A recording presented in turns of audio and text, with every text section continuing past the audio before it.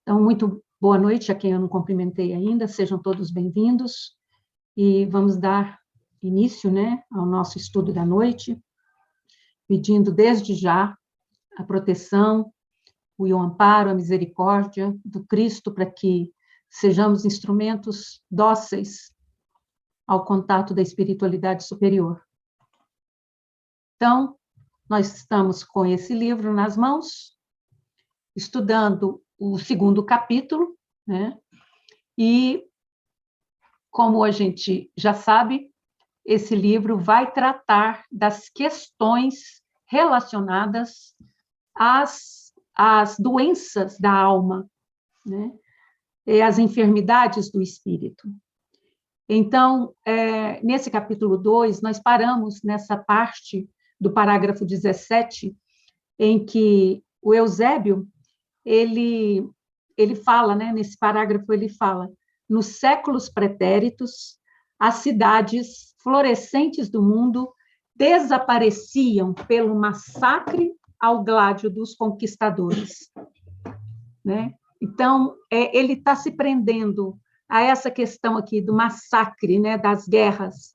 Depois ele diz, hoje as coletividades humanas ainda sofrem o assédio da espada homicida e a chuva de bombas arremetem contra populações indefesas, né? Então, ele vai estudar essas duas partes que estão relacionadas às guerras, né? Mas o Ascan, ele nunca entra no assunto propriamente dito, né? Ainda que a gente não admita, e é um paradoxo, né? Porque quem é que vai admitir, né, que a guerra faz parte da nossa condição? Quem é que pode admitir isso? Né? O próprio Livro dos Espíritos, né, no estudo da codificação, na realização da codificação, Allan Kardec se põe a estudar esse tema, a utilidade das guerras, né? Então, embora elas possam não fazer nenhum sentido, ou pouco sentido, mas, infelizmente, elas fazem parte da condição humana. E quando eu falei em paradoxo, a gente vê aí que as guerras são cruéis, são sanguinárias, são terríveis, mas todo final de guerra denota um avanço da civilização. Um passo a mais na civilização. Como é que pode ser isso? Né? Então, o Ascan, ele gosta de se aprofundar no assunto e tentar entender, junto conosco, né, a história disso, o sentido disso, a origem disso e por que essas coisas acontecem. Então, na semana passada, nós vimos que existem registros de guerras, né, muito antes do surgimento da escrita entre os sumérios, né? Tem até evidência, né, de guerras nos primórdios da humanidade, antes mesmo da primeira classificação de australopithecus.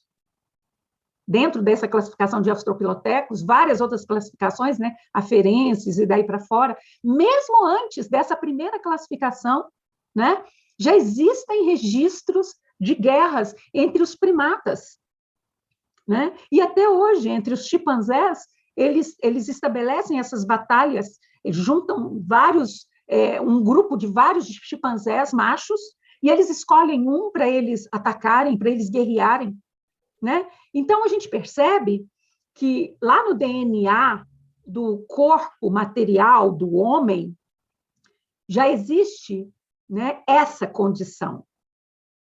Agora, a gente precisa entender o porquê dessa condição. Por que a gente faz isso? Onde foi que tudo isso começou? Né? Então, tudo bem, o homem gosta de fazer guerra. É um fato.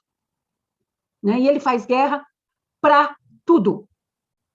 E aí, quando a gente está falando em guerra, nós não estamos falando propriamente nas dimensões de guerras entre países, mas todas as guerras, inclusive as guerras individuais.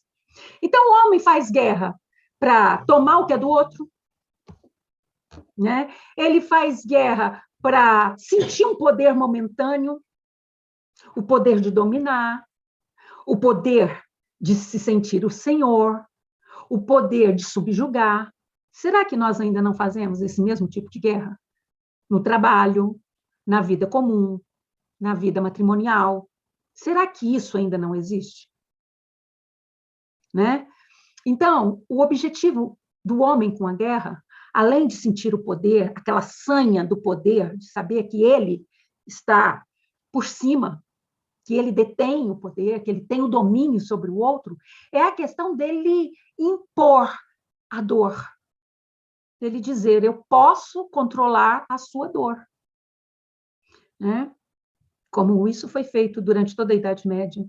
Né? Pessoas que a única função que elas tinham, era a função de usar a sua inteligência para elaborar mecanismos de suplícios. A única função que elas tinham. Então, a dor para o oprimido. Né? E a dor vai significar para ele um prazer momentâneo. Né? Você vê, o oprimido, ele vai perder a sua casa, a sua propriedade, os seus bens, os seus animais, né? Além da perda material, ele vai perder vidas de familiares, de amigos, né? E o vencedor, ele tem esse prazer, primeiro, do espólio que ele adquire para si, segundo, de ver o outro subjugado, né? De saber que ele é o Senhor. E aí a gente fica pensando onde que isso tudo, onde que tem a vitória nisso tudo. Fica para esse que venceu o deleite de saber que ele subjugou, que ele venceu. E só isso, só isso. Né? Antigamente, o conquistador vitorioso ficava com a glória de usufruir a riqueza alheia. Né? O espólio das guerras, que era o que motivava as nações guerrearem umas com as outras, né? Então, os bens eram espoliados. Os humanos eram escravizados. Né? As nações subservientes restava a obrigação de pagar pesados impostos, pesados tributos ao vencedor. A própria Bíblia narra isso com muita propriedade, né? Quando do domínio romano sobre a Palestina. Os impostos que os judeus eram obrigados a pagar ao César. E a fala famosa de Jesus, quando instigado pelos fariseus, se era devido, né, aquele imposto, porque Roma estava subjugando, né, a Judéia, toda aquela área, e se era devido, e Jesus responde, dai a César o que é de César, e a Deus o que é de Deus. Né? Agora, esses bens todos espoliados, e aqui a gente se valendo do exemplo de Roma, né, ia para o império, ia para o rei, para o imperador, para o César. E aos soldados, que eram quem estavam no fronte, o que eles ganhavam? Né? Bom, a eles, e principalmente esses soldados romanos, que eram adoradores do deus Marte ou Ares, né? Ficava simplesmente aquela impressão de que eles ganharam alguma coisa. Né? Além deles terem permanecido vivos, conservando as suas pernas, conservando os seus braços, os seus olhos. Aliás, essa era a sua grande vitória, de sair de uma guerra inteiro ou meio inteiro. Na verdade, o que ficava neles era esse deleite, né, de ter oprimido o outro, de ter subjugado o outro. Né? Então, eles muitas vezes sentiam esse prazer mórbido. Né? Naquela época, as guerras eram nos frontes, eram corpo a corpo, adaga com adaga, espada com espada. Né? Então, voltando da guerra, a vitória que eles tinham era de ir para as adegas deles, para os lugares de encontro deles com os amigos e contar para os amigos como que ele estripou alguém, como que ele viu o outro pedir misericórdia e mesmo assim ele matar o inimigo. Né? Então, esses homens, na verdade, o que eles estavam fazendo eram alimentando a sua própria animosidade. alimentando a sua sanha por violência, por crueldade. E assim, é em todo o tempo. Eu estou me reportando a um exemplo antigo, mas se você analisar a atualidade, você vai perceber que essa sanha continua a mesma coisa. Então, esses soldados que voltavam vitoriosos para suas casas, que deveriam retomar, né, a maioria desses soldados eram mercenários, não pertenciam aos exércitos. Supunha-se que, ao retornar para suas casas, devessem eles retomar suas vidas cotidianas, né? Mas o que acontecia com esses homens? Eles se tornavam homens sombrios, homens violentos no seio da família, homens viciados em bebida, viciados em sexo, viciados em orgia, né? Por que esses homens se tornavam dessa maneira? Porque eles não conseguiam conviver com o seu interior, né? Não conseguiam. Esses homens estão aqui, reencarnados. Ultimamente que eu falo, de uns 40 anos para cá, o que o Cristo determinou?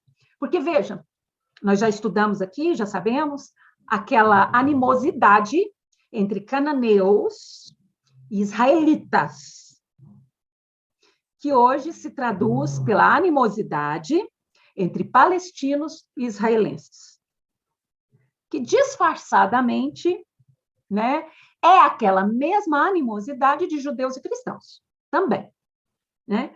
Então, de uns tempos para cá, o Cristo, que vinha sempre naquela tentativa, hoje reencarnou palestino, atacou os israelenses.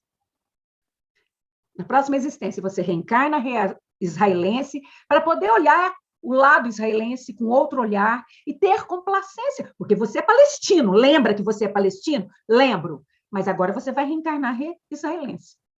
O que acontece quando ele reencarna israelense? Ele ataca o seu povo.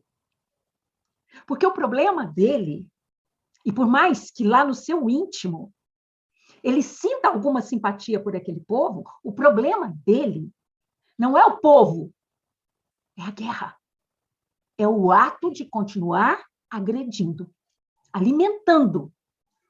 Então, esse soldado, ele volta inteiro, o seu corpo volta inteiro, às vezes faltando um pedaço da mão, tudo bem. Mas e a mente desse homem? Como é que fica a mente desse homem? Né? A sua mente não volta inteira. Por mais que ele não reconheça, a sua mente nunca volta inteira. A sua mente vai voltar ferida, machucada, confusa e pior, perturbada. Não só perturbada pelos quadros horrendos dos campos onde o sangue jorra a litros, mas perturbada por todas as suas vítimas desencarnadas e que se associam a ele em busca de vingança. Como o tempo e espaço nas dimensões fora da Terra são diferentes do que é na Terra, em função desses 15 mil quilos que vocês têm aí de gravidade sobre seus ombros, o que acontece? Para vocês, um fato que ocorreu na Guerra de Troia é uma coisa absurdamente distante. Mas para uma vítima sua, por exemplo, isso está muito vivo. Porque a dimensão em que ele se encontra, ontem e amanhã, é o agora.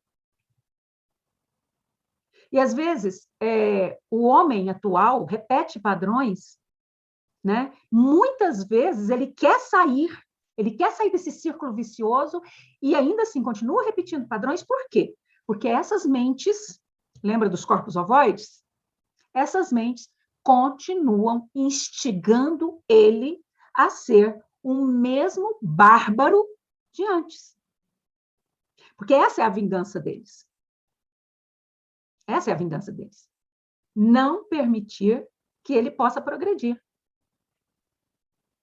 E aí esse homem, esse antigo soldado, né, que hoje não é mais soldado, ele continua degladiando com tudo. No seu trabalho, na sua profissão, ele estabelece guerras com colegas, com chefes, com subalternos. Ele estabelece guerras com seus concorrentes. Concorrente não é para guerrear. Né? Então, dentro de casa, ele vai estabelecer guerra com a esposa ou com o esposo, com os filhos, com os cunhados, com as cunhadas. Na escola, ele vai estabelecer guerra. Onde esse homem for, ele vai estar sempre em guerra. Porque ele não é hoje mais aquele antigo soldado, mas ele ainda traz na sua condição essa essência. Né? Então, isso uma coisa que ele não muda. Que ele não muda. Né?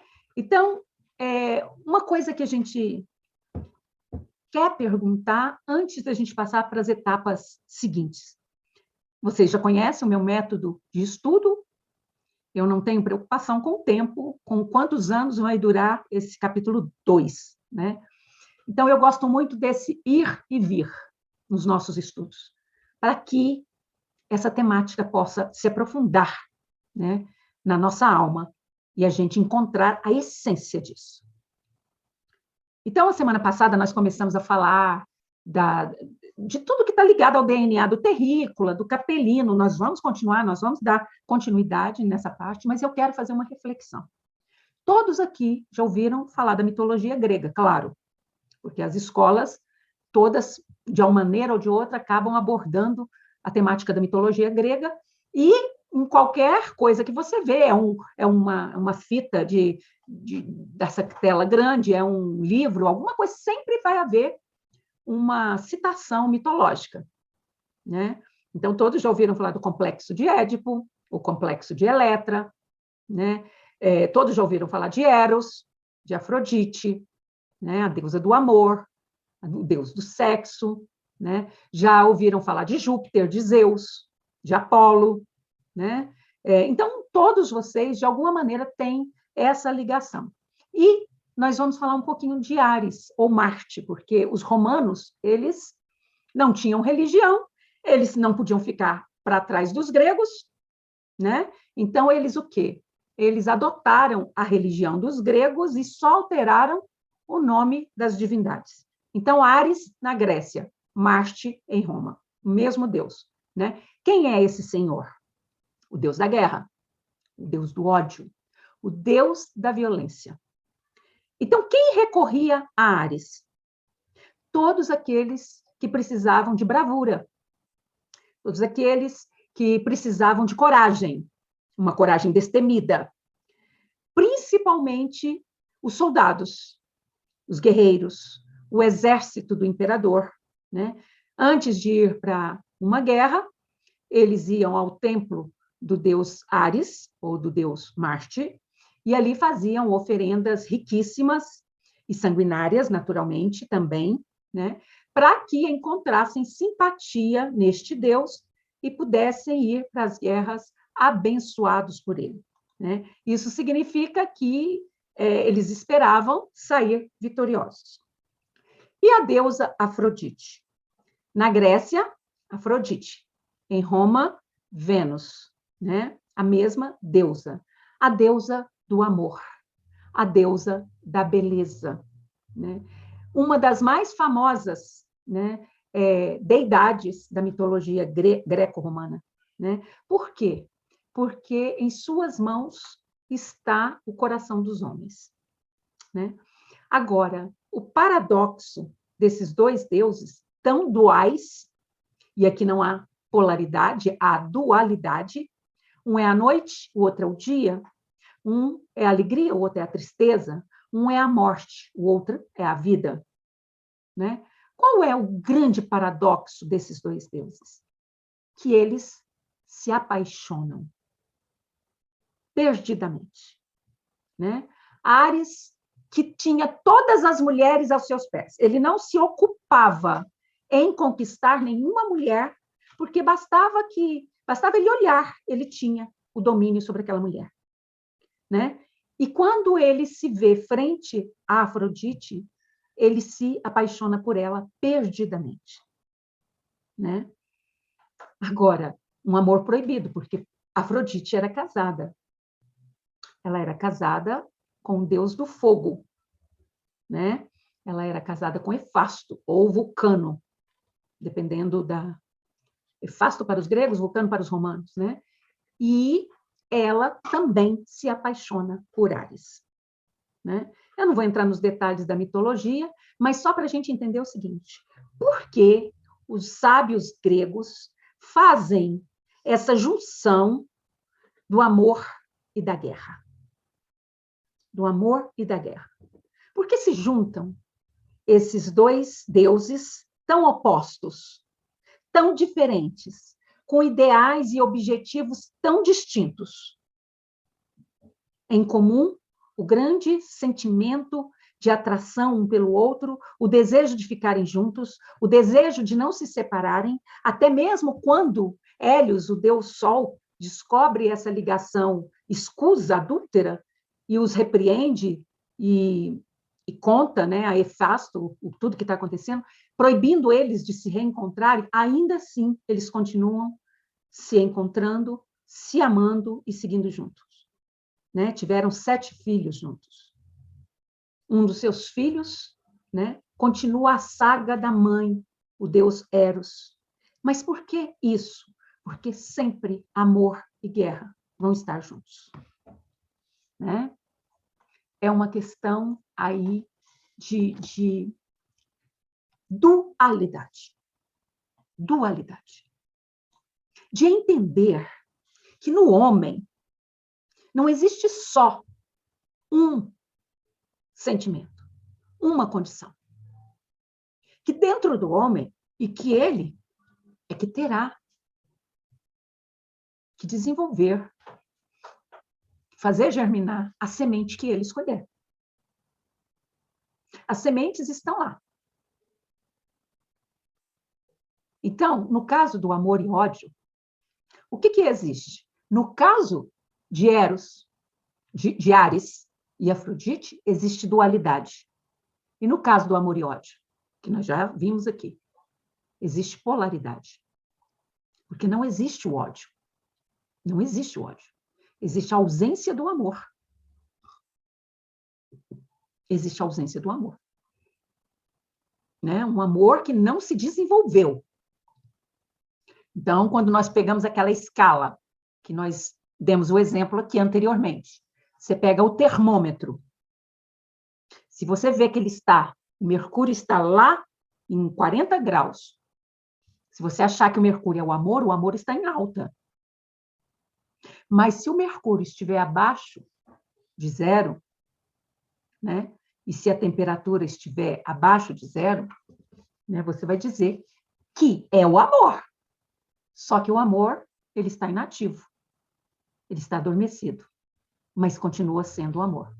Então, um exemplo que eu gosto muito de dar aqui, né, que eu já dei várias vezes, é o exemplo do próprio Adolf Hitler. Que você olha, e além da paixão, da ação de Eros, que existia nele, primeiramente sobre a sua sobrinha, depois sobre Eva, enfim. Fora esses sentimentos, fora a simpatia que ele poderia nutrir pelos seus camaradas ali, o que tinha de amor em Adolf Hitler? Qual era o sentimento? Aonde que estava o seu termômetro? Né? E, do ponto de vista espiritual, se levou em consideração, né, o grande amor que ele sentia pelos animais, principalmente pelos seus cães. Aí você não pode comparar isso, claro, com a vida humana, em hipótese alguma. Mas esse é um germe. O amor que esse homem tinha pelos animais é um germe. É uma semente. E demore o milênio que for, os milênios que forem, um dia essa semente tem que germinar. Por quê? Ele é filho de Deus. Todos somos. E a lei de Deus é a mesma para todos. Então, você vem uma linha, né? É uma reta. Essa é a lei de Deus. Quando você sai dessa reta, você desce. Você não vai voltar lá na frente. Quando você está aqui, você sai. Você está aqui, você sai, você tem que voltar aqui, no recomeço. De onde foi que você desviou? Então, o mal é uma perca de tempo terrível. Terrível. E o objetivo de estudar as guerras é de entender que todos que aqui estão, em um momento ou outro, estiveram degladiando. Em um momento ou outro, todos que estão aqui foram guerreiros. Ou vocês estão achando que a vida inteira vocês foram princesinhas e bons rapazes? Né? Pessoas honestas, que pagam suas dívidas, que pagam seus impostos. Vocês acham que sempre foi assim? Né? É aquilo que Jesus disse, né? Como é que eu posso falar das coisas do céu se você não está pronto sequer a ouvir sobre as coisas da terra?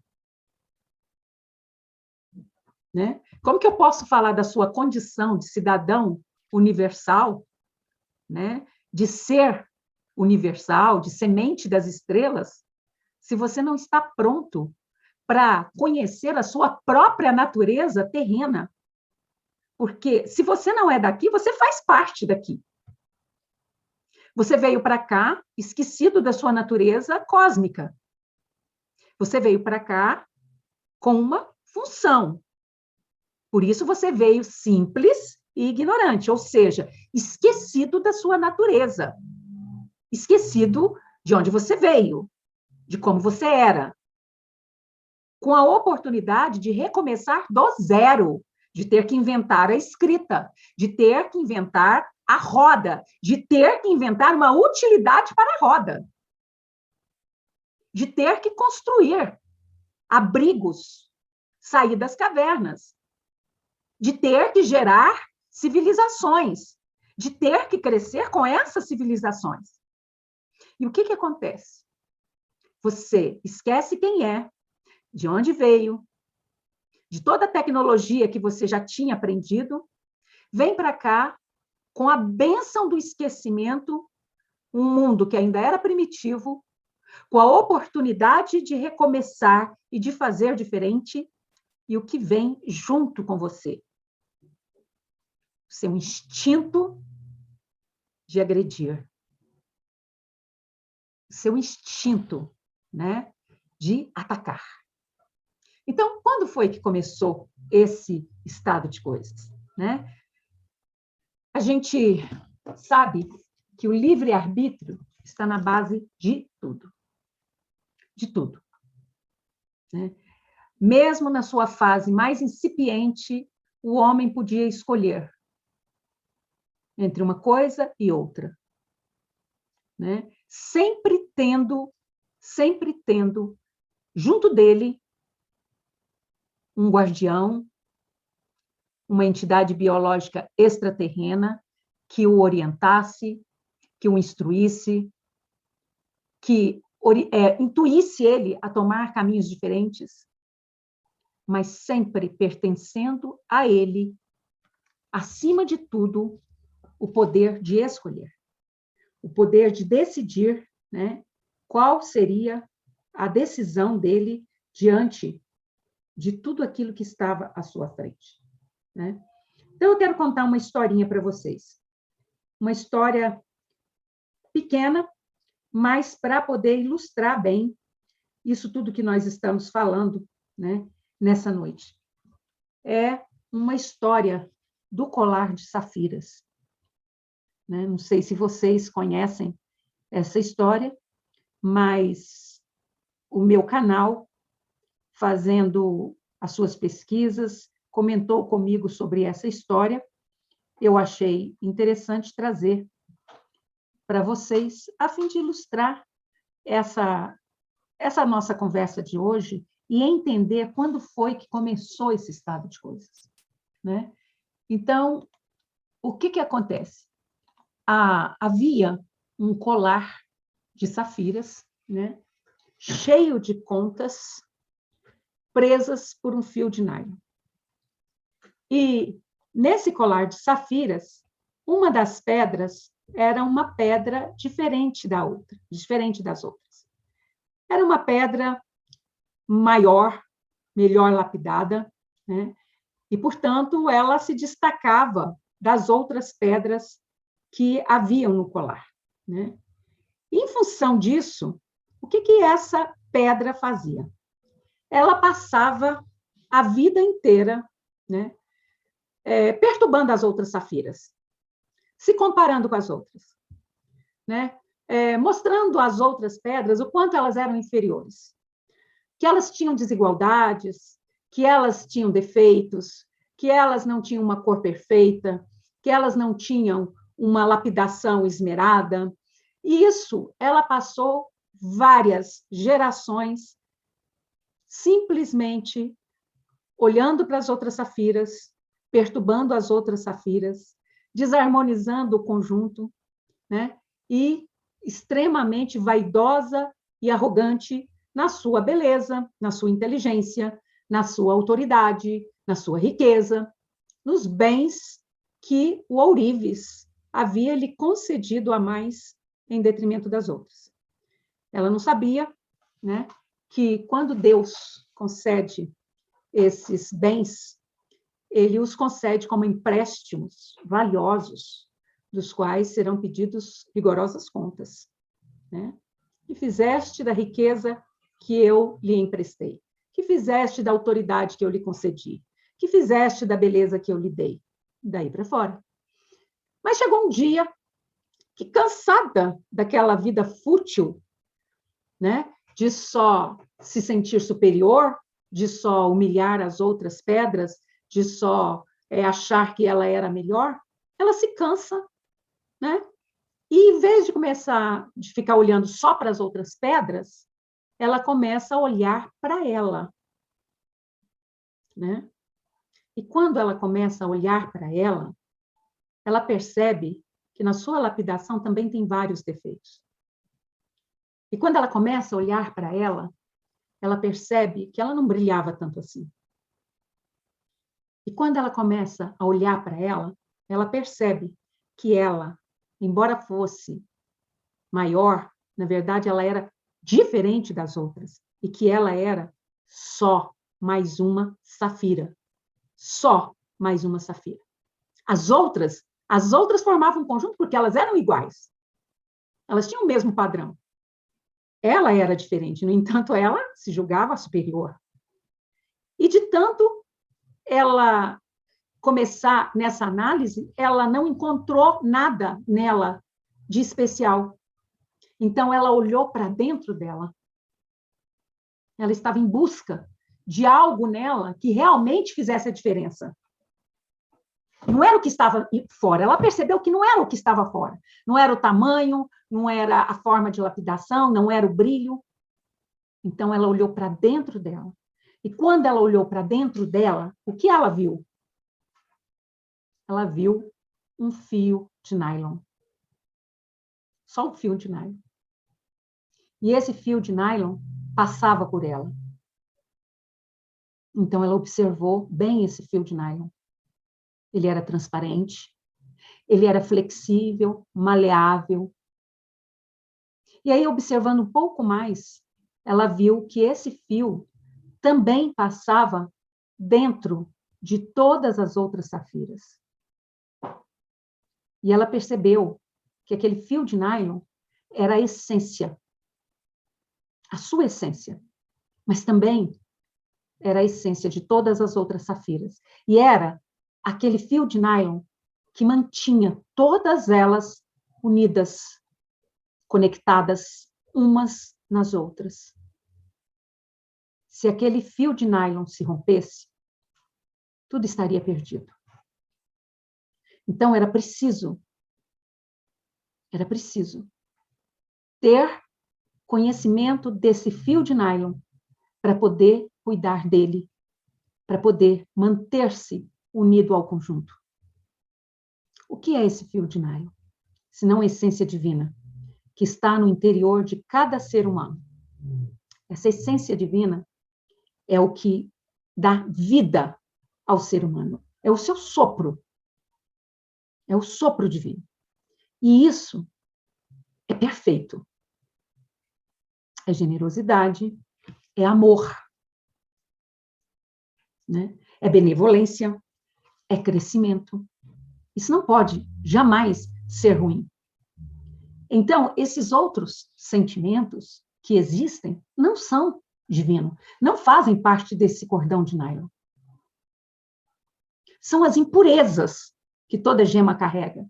E essas impurezas só tem uma forma delas serem extirpadas do interior da safira, do interior de qualquer pedra. Ou é pela lapidação, pela forja do fogo, um dos dois. Ou é pela lapidação ou pela forja do fogo. Só assim. O que significa isso? A lapidação são as provas, as expiações. Porque as provas e expiações não são castigos. São oportunidades. Oportunidades de você olhar para dentro. Dá uma caladinha no seu ego. Dá uma sentada no seu ego. Né? E é preciso, então, que o homem olhe para dentro dele, se perceba, se descubra e entenda o que verdadeiramente faz parte da sua essência. O que compõe o seu fio de nylon?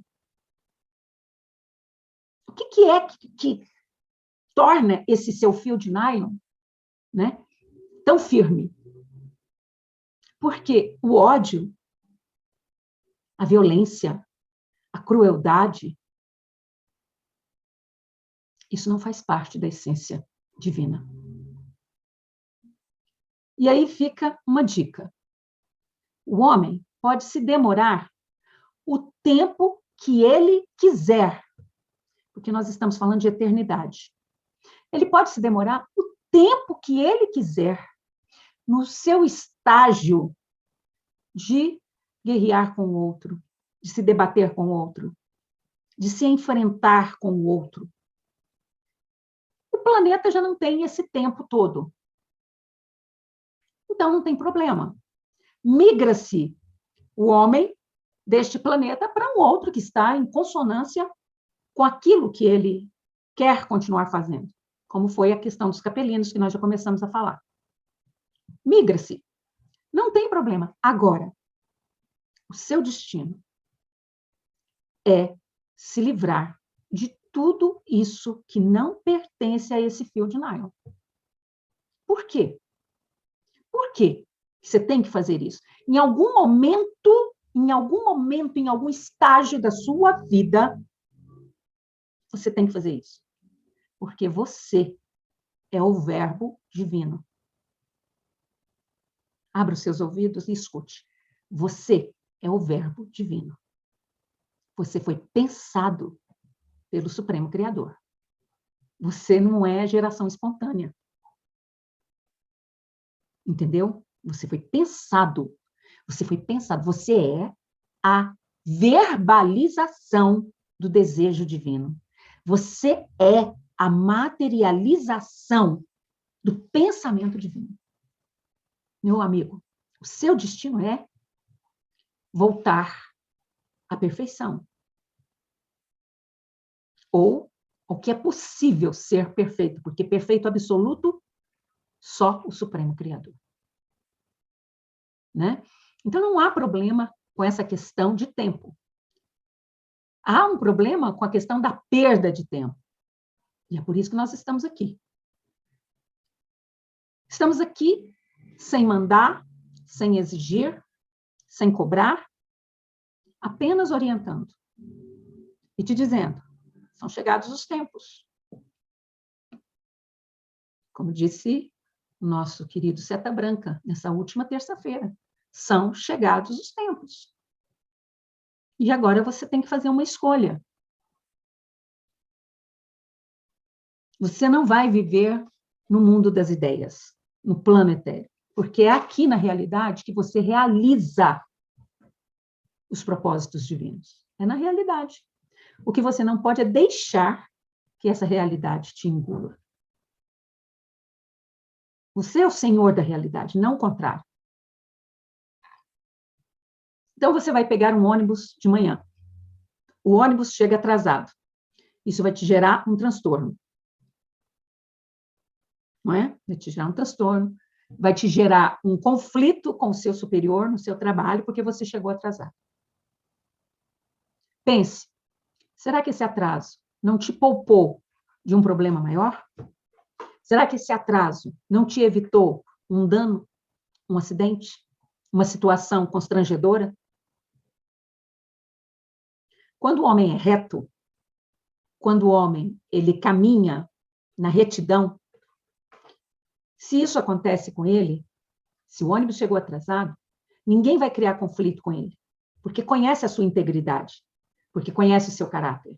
E esse homem que é responsável e que não precisa que ninguém lhe diga o que fazer e como deve ser feito, aqueles minutos aos quais ele perdeu, chegou atrasado, ele automaticamente faz a reposição, sem que ninguém o exija. Isso é o homem de bem. Né?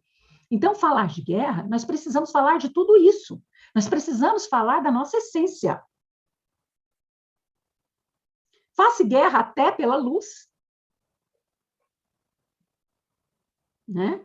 Porque o que está acontecendo no plano invisível é uma batalha, né, entre a luz e as trevas, porque vocês acham que esses, né, se são 7,5 bilhões de seres humanos hoje, se nós temos um número quase 7 vezes superior a esse de desencarnados, e se entre esse número de desencarnados, a grande maioria se compraz nas trevas da ignorância, e sabendo que se a Terra, né, continua alavancando nessa nova frequência em que ela está recebendo, qual o interesse que eles têm? De que a Terra dê um passo seguinte rumo à sua evolução? Qual o interesse? Então, essas sombras, elas estão, sim, degladiando. E como que eles vão guerrear? Eles vão pegar, olha a poesia da coisa, eles vão pegar suas espadas de fogo em seus cavalos com olhos de fogo e vão enfrentar os exércitos de São Miguel? Não é assim que as coisas acontecem. Sabe como que eles guerreiam? Montando em vocês, no lombo de vocês, segurando vocês, para vocês não irem na igreja, para vocês não irem na missa, para vocês não assistirem nenhum estudo, para vocês não participarem, né, de uma meditação, porque não é interessante, né, para vocês continuarem degladiando, para vocês continuarem duelando. Aí duelam dentro da sua casa, com seu marido, com a sua esposa, com seus filhos. Duelam com seus colegas de trabalho, duelam com seus vizinhos, duelam com o cachorro dos seus vizinhos, né? Duelam com o bebê que chora ao lado da sua casa, que te incomoda. Duela com o lixeiro, que faz barulho, que te incomoda. Porque nada é para você. Tá bom. Sabe por quê? Porque você não aprendeu a plantar a paz dentro do seu coração. Você só sabe guerrear. Foi o que te ensinaram ao longo desses séculos. Então, foi uma lição que você aprendeu prazerosamente. Você teve muito prazer nessa lição. É difícil de te ensinar a ser pacífico. Porque muitas vezes a gente finge, né? Finge muito bem, né? Você finge que é pacífico. Você é cortês, você é cordial, você é polido, mas intimamente você é o deus Hefasto, né? O vulcano. Explode, joga lavas, destrói. Né? E isso você faz com aqueles que menos merecem, seus familiares, as pessoas que mais te amam. É sobre eles que você geralmente derrama o seu veneno. Então, é interessante você se conhecer. Pegar aquela janela de Johari, que nós já exploramos aqui, dividir a sua personalidade em 4 partes, né? Analisar o seu eu secreto, seu eu oculto, seu eu cego. Esse eu cego é um perigo, né? Dá uma analisada, se descobrir, né? Saber quem você é. Agora, para saber quem você é, você pode fazer terapia, meu amigo, 300 anos. Terapia vai te dar os caminhos. É você que tem que trilhar. Sabe por quê? É muito difícil. É muito difícil essa questão do reconhecimento, do autorreconhecimento. Por quê? Porque dentro de você, eu já falei isso aqui muitas vezes, dentro de você mora uma legião de monstros. Os seus monstros íntimos. Aquela coleção de monstros particulares. Os seus monstrinhos particulares. Está lá dentro de você. Escondidinho, guardadinho. Só você sabe que existe. Porque a hora que pisam no seu pé, não é assim que você fala?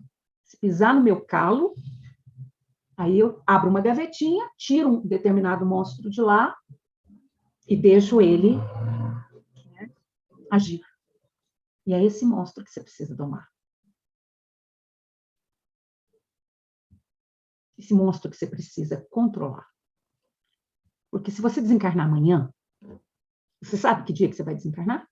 Alguém aqui sabe? Estima-se, né? Estima-se. E se você desencarnar amanhã, sabe quem é que você vai encontrar na real dimensão? A sua consciência. Nua. Sem disfarces. Sem máscara. E a sua consciência vai deixar explícita tudo o que ela é. Então, as faces desses monstros internos estarão todos visíveis. Qual é o problema disso? Nenhum. Só que os iguais se atraem.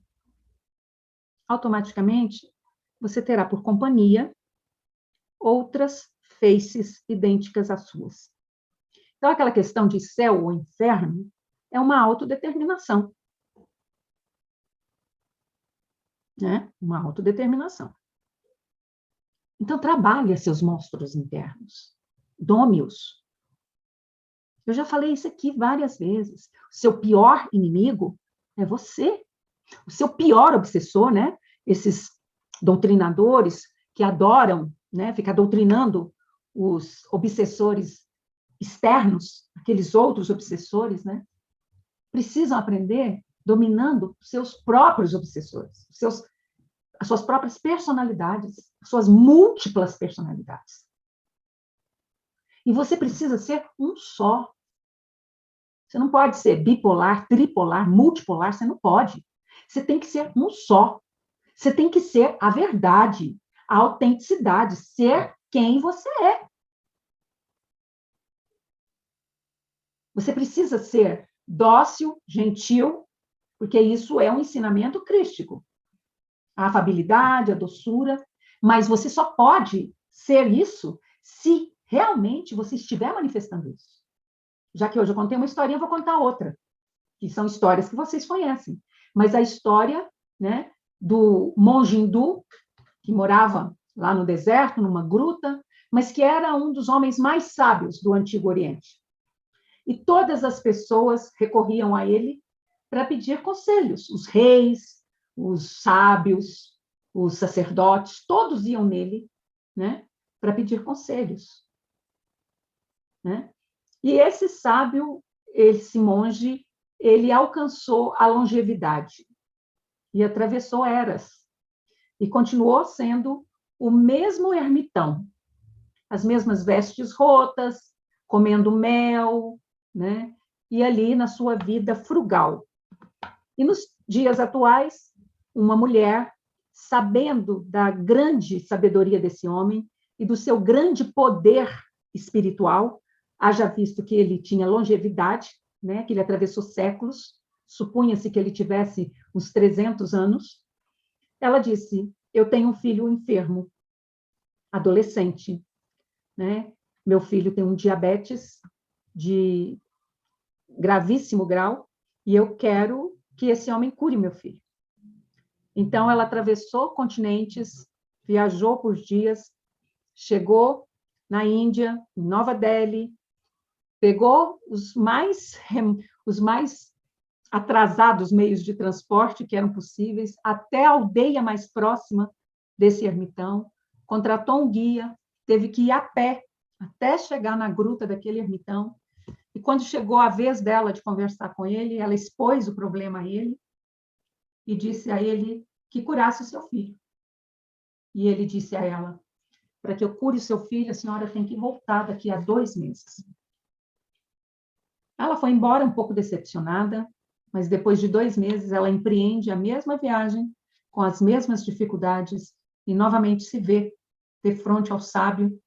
E quando chega a vez dela de falar com ele, ela disse, não sei se o senhor se lembra, eu estive aqui há 2 meses, falei para o senhor do problema do meu filho tem diabetes, ele está com a doença muito avançada, ele toma insulina injetável diariamente, ele tem crises muito sérias, que muitas vezes levam ele a estado de coma, mas ele precisa ser vigiado 24 horas por dia, porque ele é louco por doces.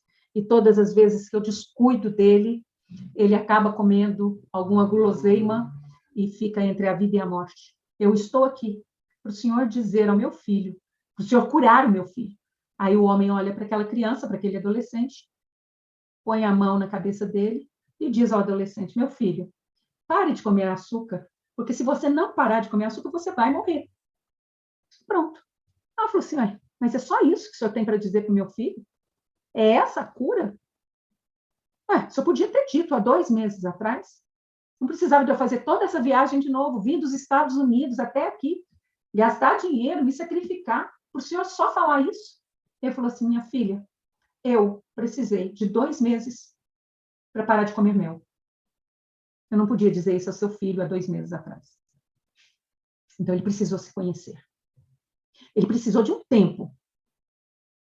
Mas ele se propôs, dentro daquele tempo, se conhecer. Conhecer os seus limites. Não é fácil para o homem comum empreender mudanças drásticas na sua vida.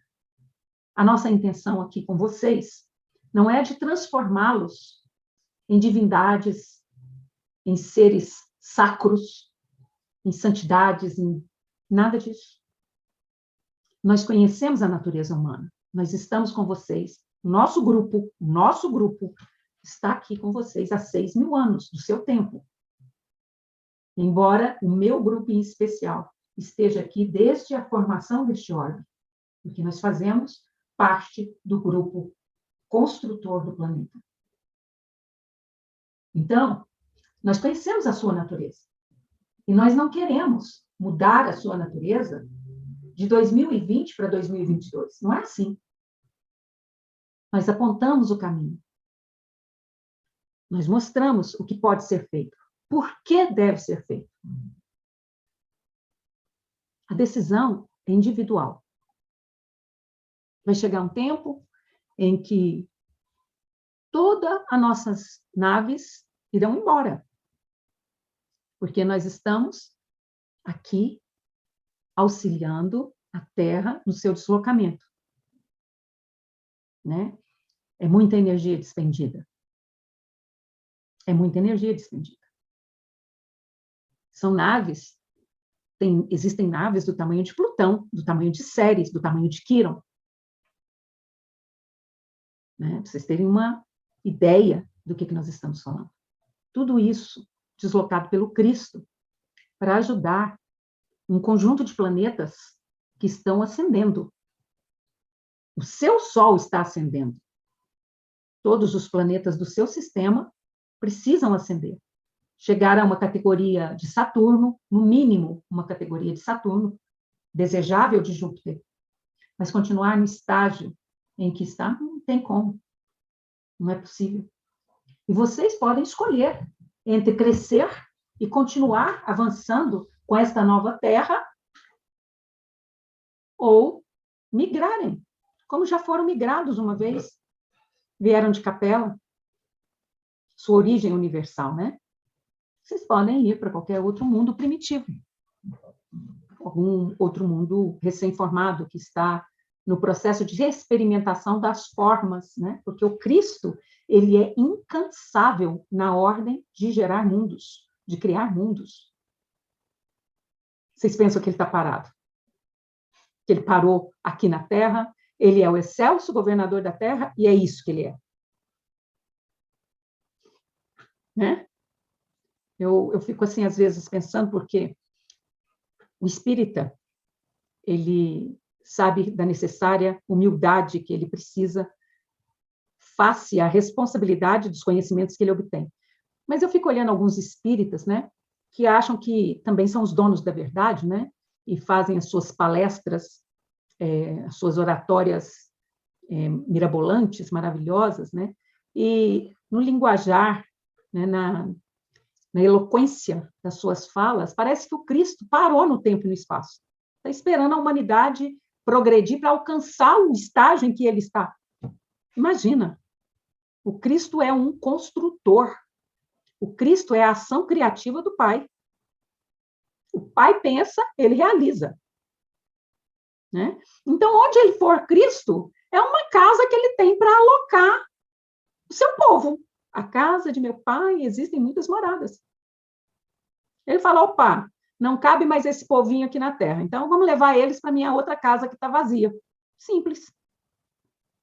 E a escolha de ir ou não é de cada um. Né?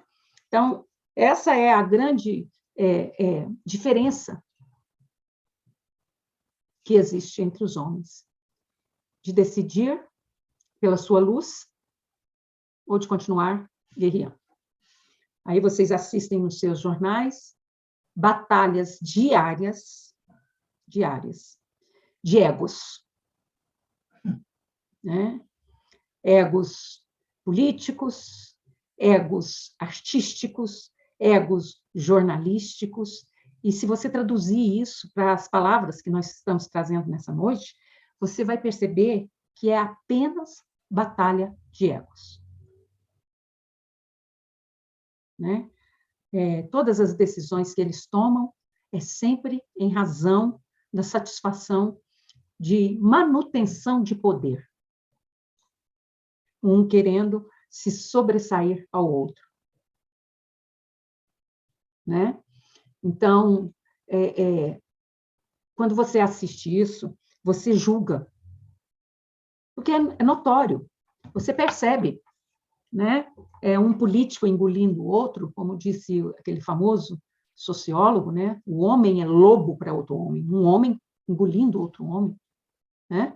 Então, você vê, você critica, você julga, você fala como que pode essa disputa insana de poder, essa batalha, né, feroz entre os dois lados, e você esquece que você faz a mesma coisa numa outra de proporção. Quantas vezes um filho seu te pede alguma coisa que é perfeitamente cabível, que você pode conceder, e você fala assim, não, não vai. Mas por que, pai? Por que, mãe? Porque eu não quero. Porque eu não quero. Só por isso. O que você está fazendo nesse momento? Você está exercendo a força bruta, o poder de dominar. Né? Ou então você cede com humilhação. Ou então você cede com câmbio. Tudo bem, você vai, mas aí você faz as suas imposições. Então, vamos compreender uma coisa, né? Vamos começar a cuidar da nossa própria vida. Cada um cuidando da própria vida. Cada um se sentindo uma safira.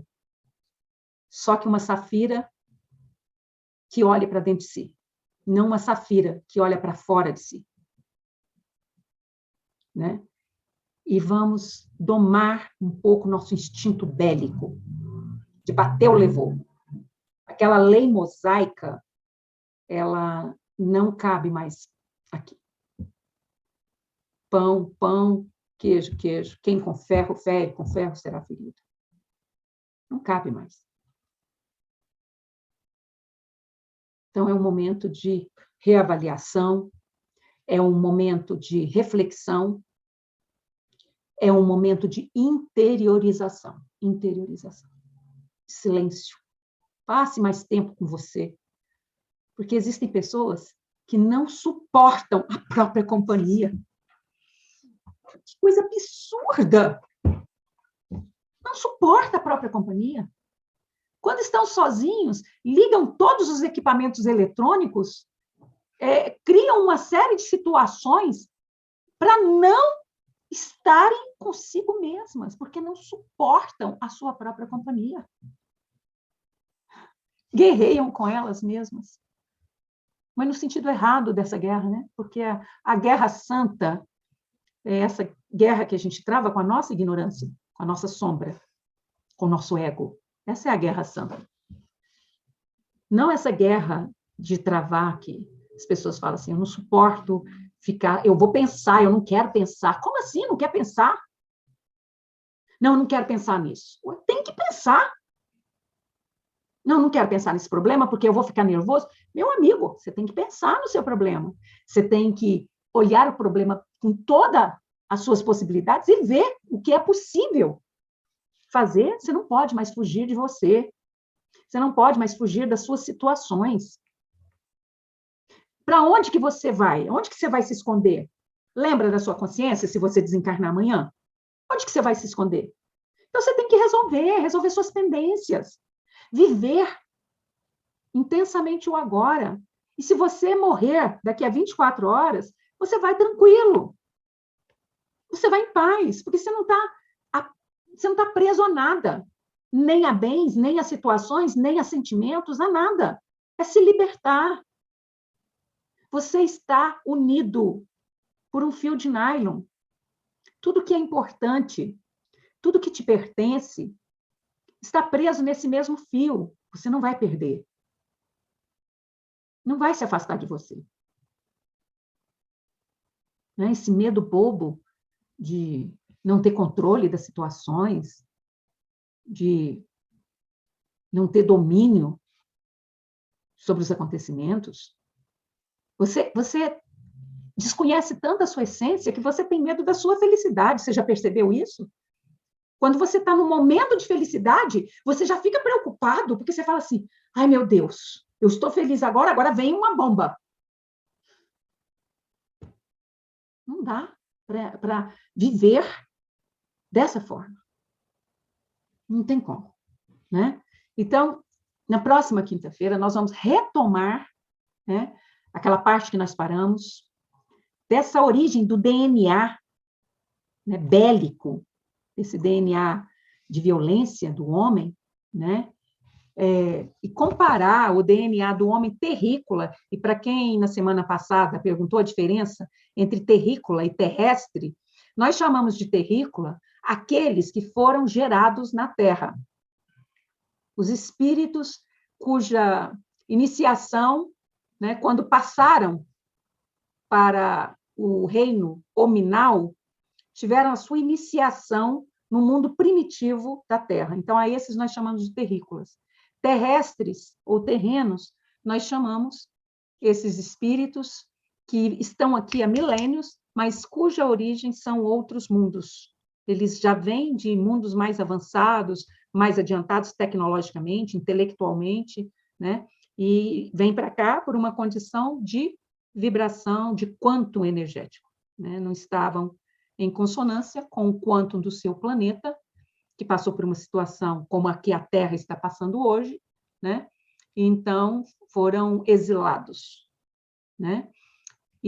Mas pensar que entre esses exilados nem só a corja veio para a Terra, né? Nem só os espíritos renitentes no mal, mas vieram muitos espíritos sábios que vieram ajudar nas novas civilizações. Então, na próxima quinta-feira, nós retomaremos essa parte para continuar entendendo, né, as razões pelas quais o homem ainda faz guerra.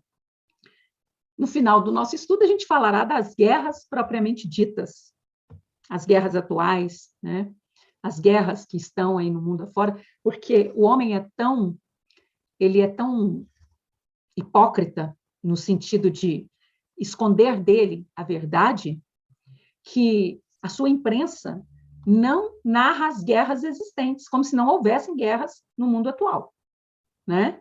Então, é preciso que entenda que existem as guerras, sim, né?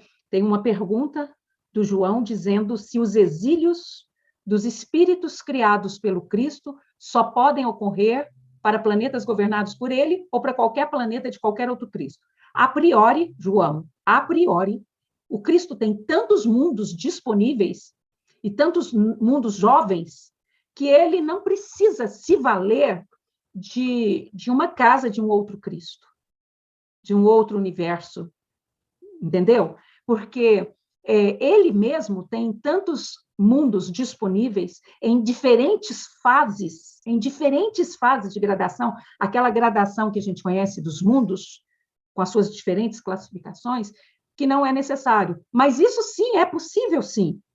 Combinações crísticas, combinações de raças, para troca de conhecimentos, principalmente nos âmbitos mais superiores, nos mundos bem mais evoluídos, né? Existe uma faixa circular, que a gente chama de o grande círculo da criação.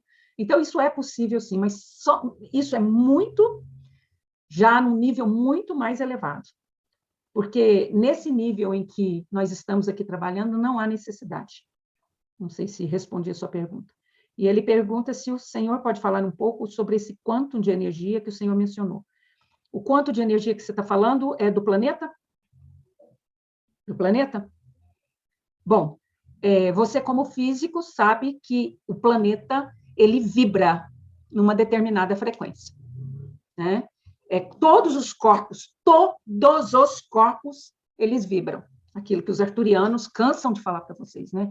E por incrível que pareça, vocês não valorizam muito o som, vocês valorizam muito a luz, né? Como partícula e como energia. E o som sempre está num patamar secundário. Mas, João, o quanto energético do som, ele é tão importante quanto o quantum da luz. Cada um na sua função. É o yin e o yang. Entendeu? Então, a Terra, quando ela foi formada, quando ela começou o seu processo de formação da crosta, de resfriamento, tá certo? Ela vibrava num determinado quanto energético que era necessário aquele estágio.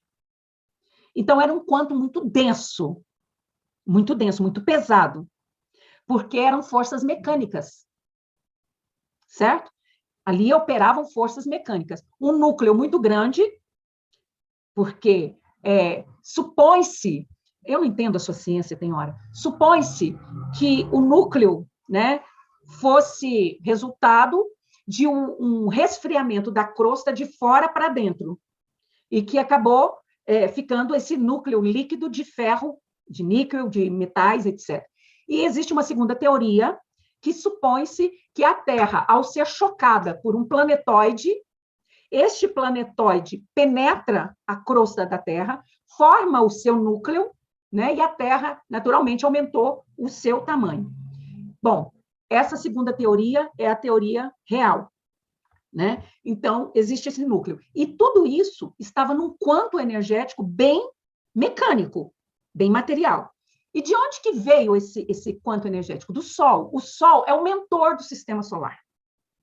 O Cristo não é o mentor da humanidade? O Sol é o mentor do sistema solar. Ele é o pai do sistema solar.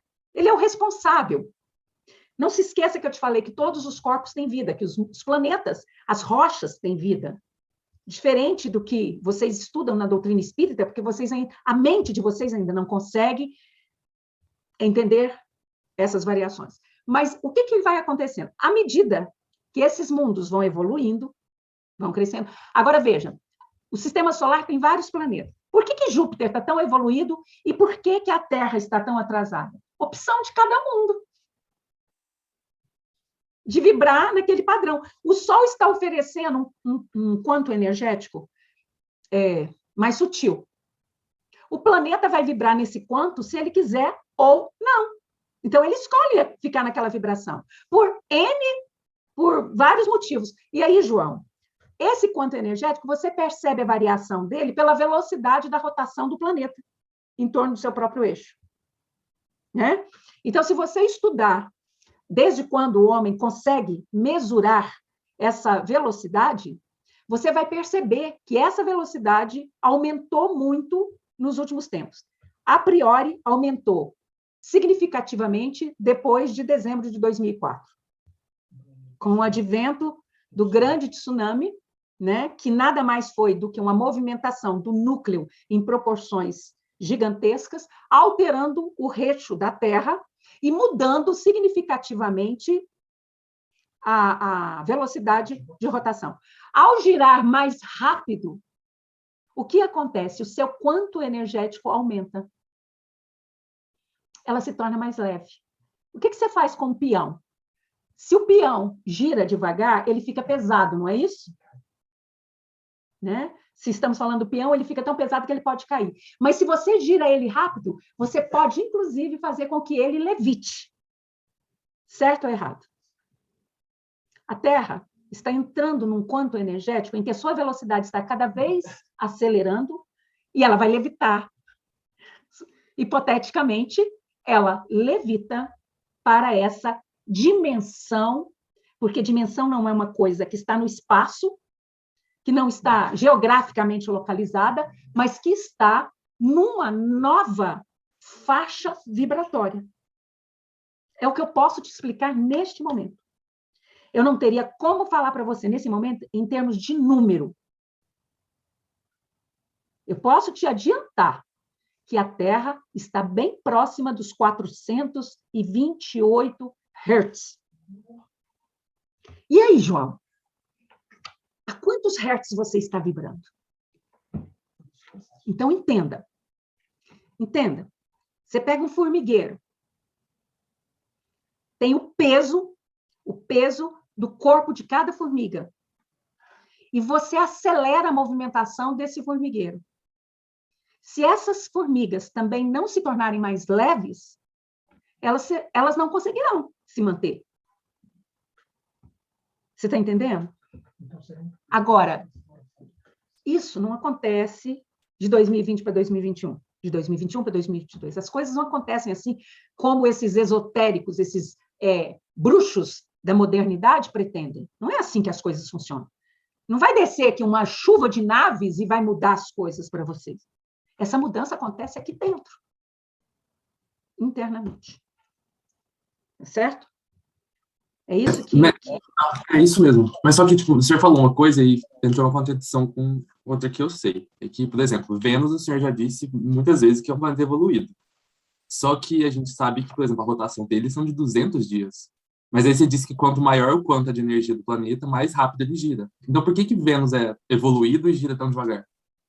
E os seus cientistas conseguem, com os seus Hubbles da vida, com todos os seus telescópios mais potentes espelhados, ver a vida, a forma humana de Vênus na crosta externa? Onde que eles vivem? No submundo. Eles vivem, como na Terra também existem humanidades intraterrenas. Eles vivem no submundo. No submundo que nós estamos falando aqui, vida intravenezuana. Como é que fala, Neire? Venezuana? Isso aí. E a rotação lá, João, é diferente da rotação externa. Nós temos vidas mais evoluídas intraterrenas. O que nós estamos curando na Terra? É a crosta. Nós estamos curando a crosta. É a crosta que precisa crescer. O crescimento do planeta, ele veio de dentro para fora. Você entendeu? Olha, João, eu fico feliz porque você tem muita coisa para descobrir. Mas vai devagar, senão você enlouquece. Viu? Bom, acho que por hoje deixei bastante reflexão aí, né? E depois eu quero saber de vocês, se vocês se reuniram, viu? O João, o Henrique, né? O Felipe. Quero que vocês me contem. Tem mais alguma pergunta que eu não respondi? Ficou alguma coisa sem eu falar? Alguém disse que... Chega, João. Não minha. Tem mais uma nos comentários de outro Porque irmão. as suas agora você coloca lá para escrita. Tá bom. Alguém está falando que que está acontecendo algum fenômeno de energia, de desarmonia entre os indivíduos. Noto muitas pessoas desorientadas e sofrendo muita decepção. Não está fenômeno de energia, de desarmonia entre os indivíduos, não. A desarmonia é interna. O desajuste é interno. Então, quando você não está bem com você, você não está bem com o outro. Não é assim, João? Eu e o João estamos sempre bem um com o outro. Não é? Quando você não está em paz com você, isso é terceirizar, é tentar terceirizar. Porque, veja bem, é muito fácil eu dizer o seguinte, as pessoas estão desorientadas, elas estão desorientadas. As pessoas estão perdidas, elas estão perdidas. Mas a causa da desarmonia entre elas não é uma energia externa que está causando isso com elas. É isso que eu quero que vocês entendam. Porque a energia externa, ela é boa, ela é... Vocês nunca tiveram uma energia dessa. Você entendeu? A energia é boa. Então, peraí, vamos entender uma coisa. A eletricidade, aí o João é físico, ele me ajuda a explicar. A eletricidade é uma energia. Tá certo, João? É uma energia. E você faz o que da eletricidade? Tesla fez bom uso. Né? E a Justiça dos Estados Unidos com a pena de morte? Que uso que faz da eletricidade? Ou qualquer outro que se vale de um fio de alta tensão para fazer, né, maldade. A energia é a mesma. Então, o que eu quero que vocês entendam é o seguinte.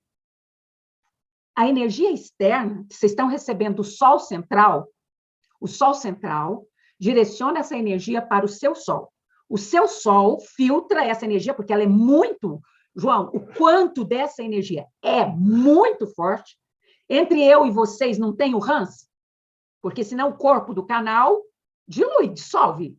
Ela não aguenta, o coração dela não aguenta, então tem o Hans filtra.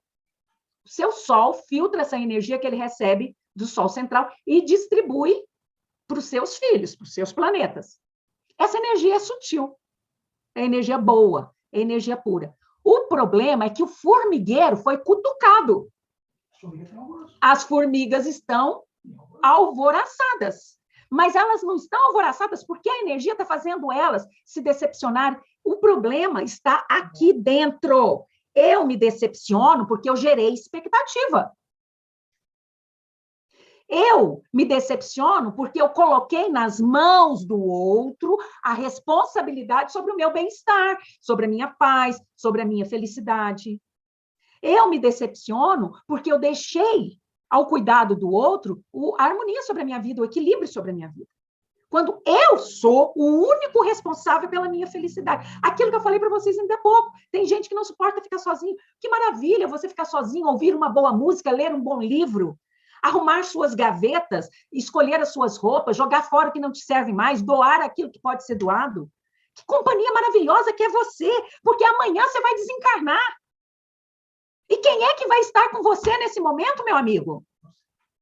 Esquece o outro. O que eu falei ainda há pouco? Vamos nos concentrar em nós.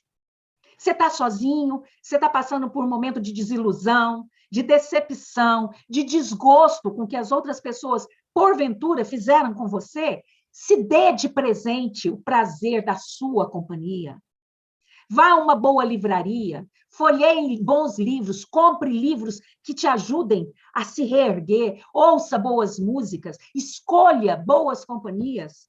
Se dê o valor, se dê de presente a sua presença, porque você é a pessoa mais importante que existe na sua vida, meu amigo. Se o outro fez qualquer coisa, o problema não é seu, é dele que errou, é dele que te magoou. O problema é dele, você está por cima. É isso que a gente tem que entender. Tá certo?